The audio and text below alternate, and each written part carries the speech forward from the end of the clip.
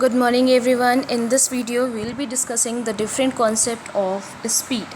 Okay, so we are having different terms related to speed. The very first term related to speed is uniform speed.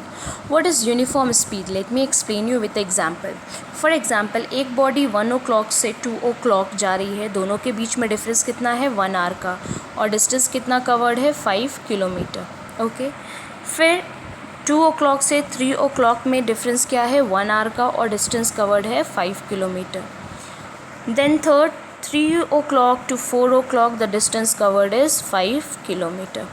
Okay, now since the interval is same, that is the difference in each case is 1 hour. So in every 1 hour the distance covered is same, that is of 5 kilometer.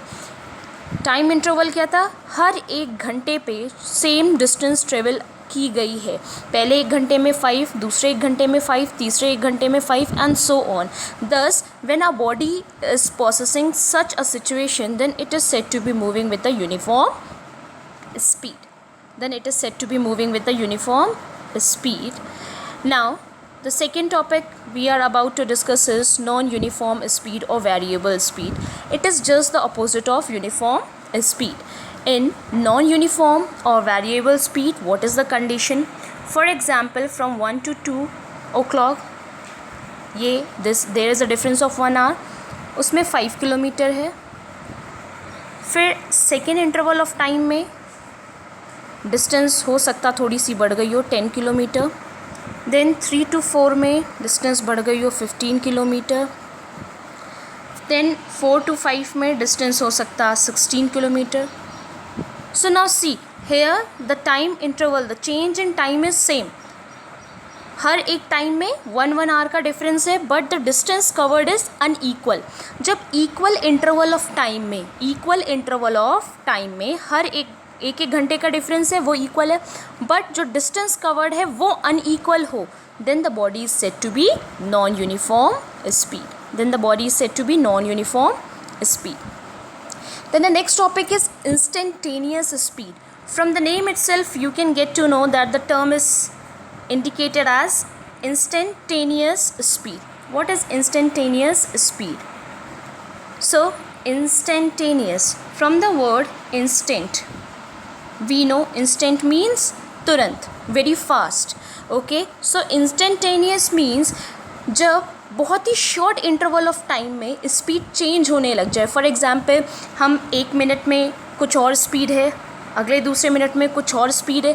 जब बहुत ही कम interval of time में आपकी ये जो speed है वो keep on changing, then the body is said to be moving with instantaneous speed.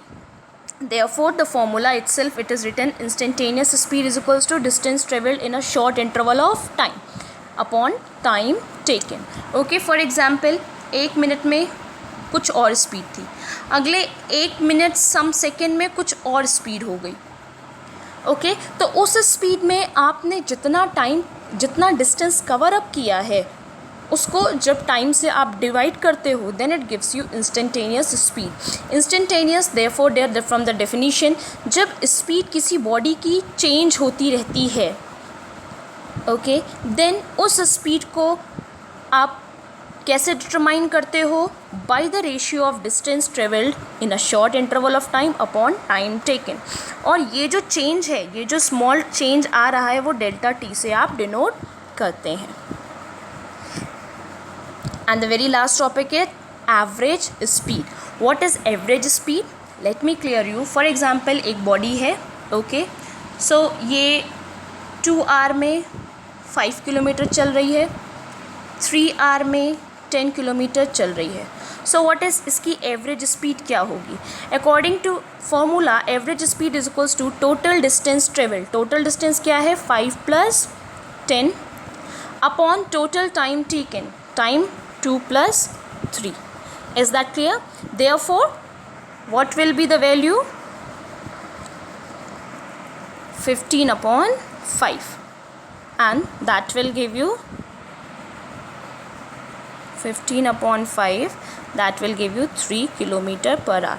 सो जो टोटल टाइम है या जो टोटल डिस्टेंस है आप उनको कैलकुलेट करते हो और टोटल डिस्टेंस को टोटल टाइम से आप डिवाइड कर देते हो. That gives you the average speed of that particular body. Hope this approach of mine is helping you out in just clarifying your doubt. If you are having any doubt, please do mention it in a comment. Thank you.